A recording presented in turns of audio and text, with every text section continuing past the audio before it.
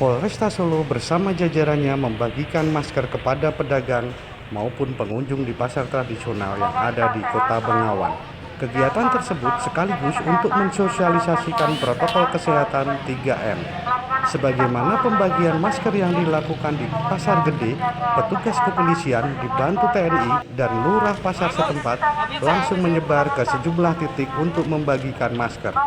Tak hanya itu, mereka sekaligus memberikan sosialisasi kepada warga pasar terkait imbauan agar selalu menegakkan protokol kesehatan, yakni memakai masker, mencuci tangan dengan sabun, dan menjaga jarak.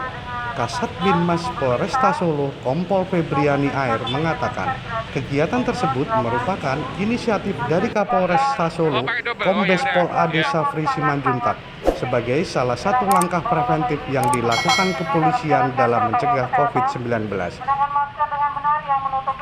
Pada hari ini, Polresta Solo Raya membagikan masker gratis di pasar-pasar tradisional.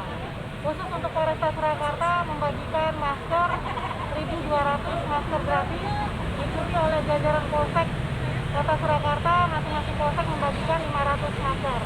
Hal ini kami lakukan secara rutin untuk mengedukasi masyarakat Kota Surakarta agar tidak bosan dan tidak henti-hentinya disiplin dalam menjalankan protokol kesehatan. Yang utamanya adalah menggunakan masker yang benar, yaitu masker medis atau masker kain. Tidak disarankan untuk menggunakan masker scuba karena berdasarkan penelitian masker scuba tidak efektif menyaring debu atau partikel-partikel yang ada di udara. Adapun total masker yang dibagikan sebanyak 3.700 buah, terdiri dari 1.200 masker dibagikan jajaran Polresta Solo dan sisanya masing-masing dibagikan polsek yang ada sebanyak 500 masker.